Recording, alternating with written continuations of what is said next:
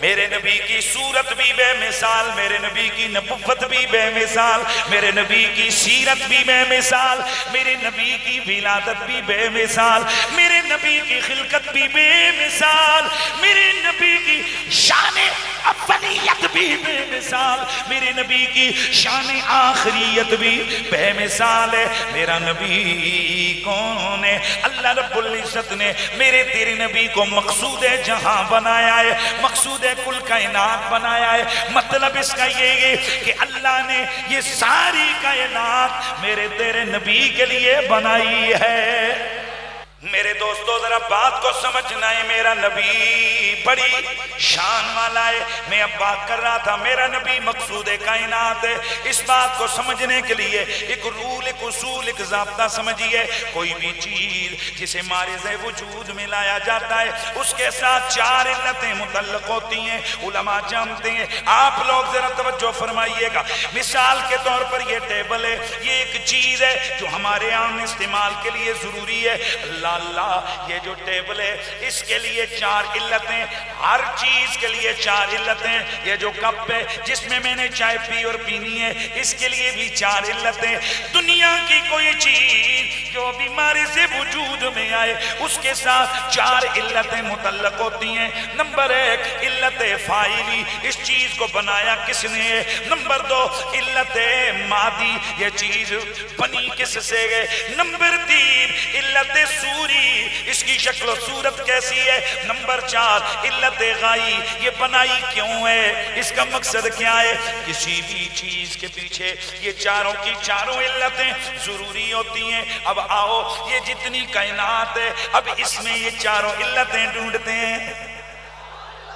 یہ یمین، یہ یسار، یہ دریا، یہ ابحار، یہ بلبل، یہ ترنم، یہ گل، یہ تبسم، یہ دریا، یہ روانی، یہ سمندر، یہ طغیانی، یہ صحرا، یہ تنہائی، یہ سمندر، یہ گہرائی، یہ گنجے، یہ چٹک، یہ کلیاں، یہ مہک، یہ گلستان، تبستان، یہ کائنات کے اندر یہ جو کچھ بھی ہے، یہ زمینیں ہیں، یہ آسمان ہیں، یہ افلاک ہے، یہ سب کچھ جو کچھ ہمارے سے وجود میں آیا ہے۔ اب ہم اس کی علت دیکھتے ہیں، اس کی علت فاعلی، اسے بنایا کس نے؟ اللہ۔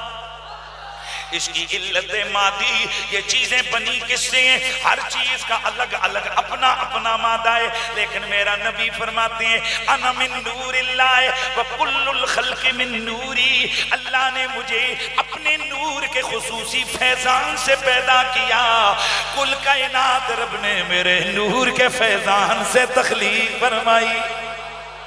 اگر دیکھا جائے تو یہ جو میٹیریل کاز ہے، یہ جو علت مادی ہے، اگر بنیادی طور پہ دیکھی جائے تو میرے نبی کا نور ہے، لیکن آگے چل کے دیکھی جائے ہر چیز کا یہ میٹیریل ہے۔ یہ پہاڑ ہیں، ان کے اندر آپ دیکھو یہ میٹیریل کیا ہے، یہ درخت ہیں، ان کے اندر ایک فزکس والا، کیمسٹری والا، بائیو والا زندگی گزار دیتا ہے، وہ پتوں کے اوپر تحقیق کر کے، ٹہنی کے حصوں پہ تحقیق کر کے،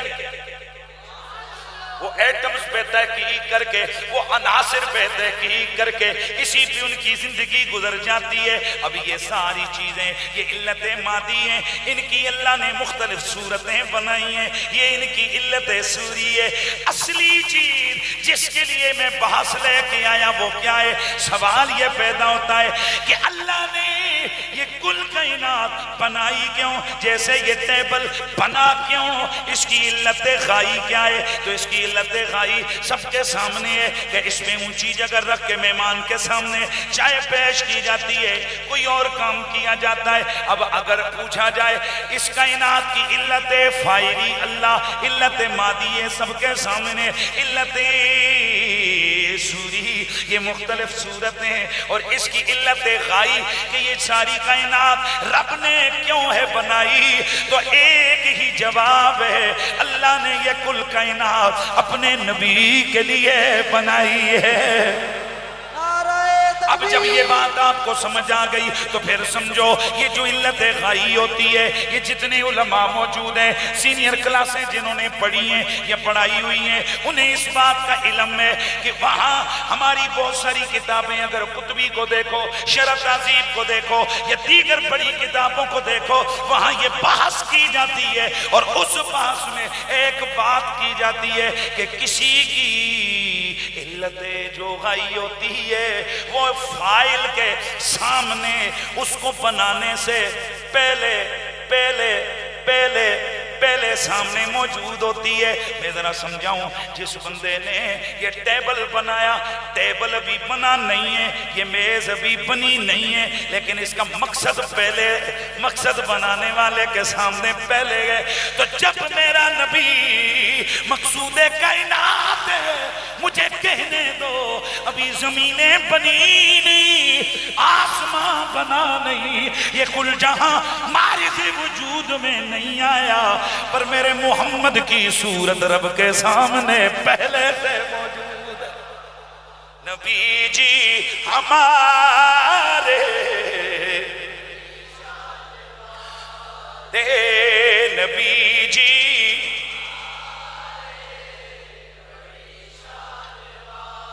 تو جب میرا نبی مطلوب و مقصود کائنات ہے تو پھر یہ بات کلیئر ہے، یہ کل کائنات کے نظارے رب نے میرے تیرے نبی کے لیے بنائے ہیں۔ اور جب کل کائنات، دھیان، کل کائنات نبی کے لیے بنی ہے تو خود سوچو نبی کو رب نے کیسا بنایا ہوگا۔ میں اگلا جملہ بول رہا ہوں بڑے سوچ سمجھ کے، کائنات حضور کے لیے بنی ہے، پر حضور کس کے لیے بنی؟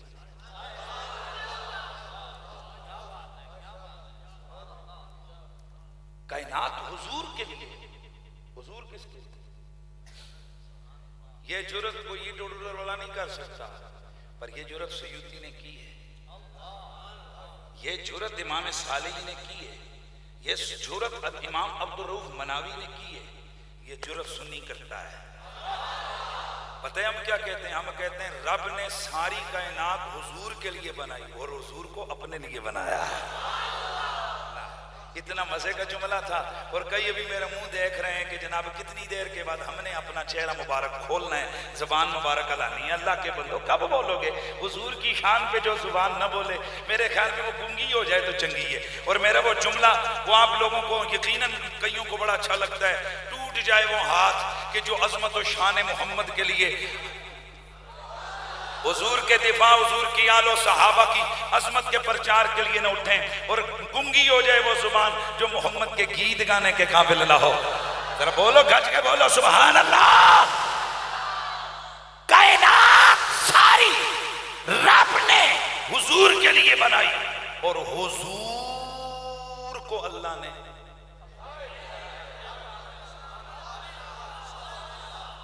اب سنو، جو حضور کے لیے بنا ہے یہ کتنا سونا ہے۔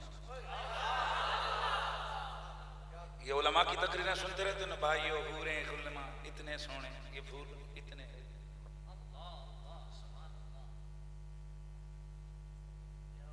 10,000 سے زیادہ مخلوقات ہیں صرف سمندر کے اندر،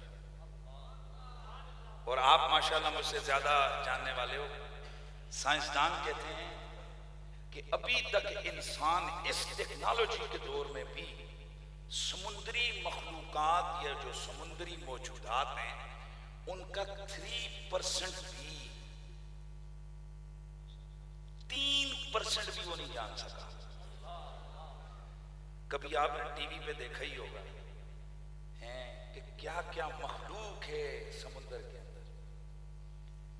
اب اگلا جملہ سن، امام غزالی فرماتے ہیں جو کچھ سمندروں میں ہے نا اس سے ہزاروں گنا زیادہ اوپر ہے۔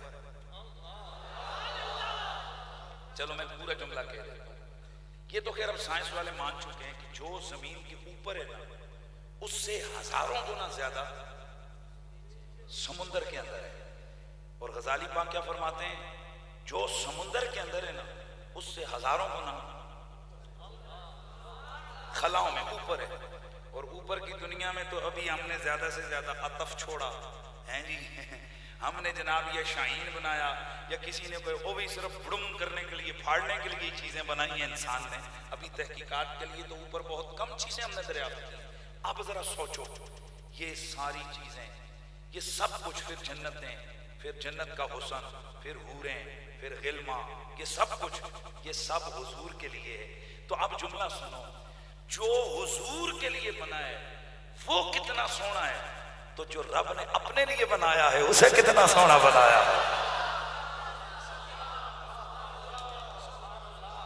یار اگر آپ کو میری بات سمجھ آ گئی ہے تو میرے خیال میں میری تقریر کا یہ میں گھما پھرا کر اس لیے لایا کہ اچانک جملہ دے دیے جائے تو مزہ نہیں کرتا، لیکن ذرا یہ گھما کے بات اس لیے لائی تاکہ بات پرفیکٹ آپ کے دماغوں میں جائے۔ میں پھر کہتا ہوں، جو کچھ رب نے حضور کے لیے بنایا وہ اتنا بڑا بھی ہے، اتنا سونا بھی ہے، تو جو رب نے اپنے لیے بنایا ہے وہ بڑا کتنا ہوگا اور سونا کتنا ہوگا۔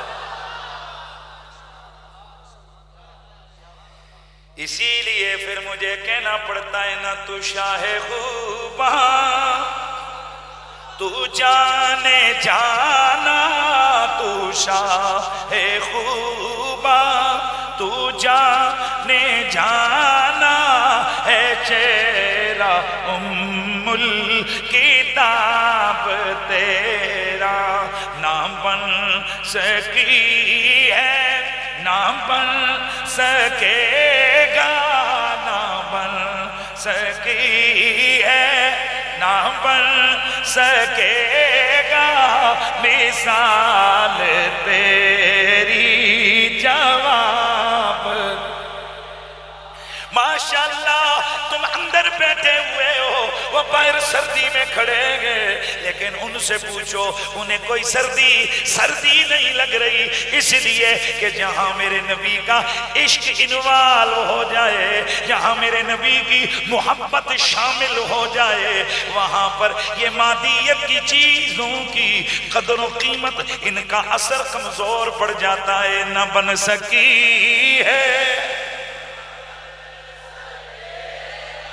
ہاں نہ بن سکی ہے، نہ بن سکے، مثال تیری جواب۔ اس لیے میرے دوستو، ہمارے سنت و جماعت کا یہ عقیدہ ہے کہ اللہ کی یہ جتنی بھی مخلوقات ہیں، ان میں رتبے میں، عہدے میں، شان میں سب سے بڑا میرا نبی ہے، اور سب سے سونا بھی میرا نبی ہے۔ یا نبی سلام علیکہ، یا رسول سلام علیکہ۔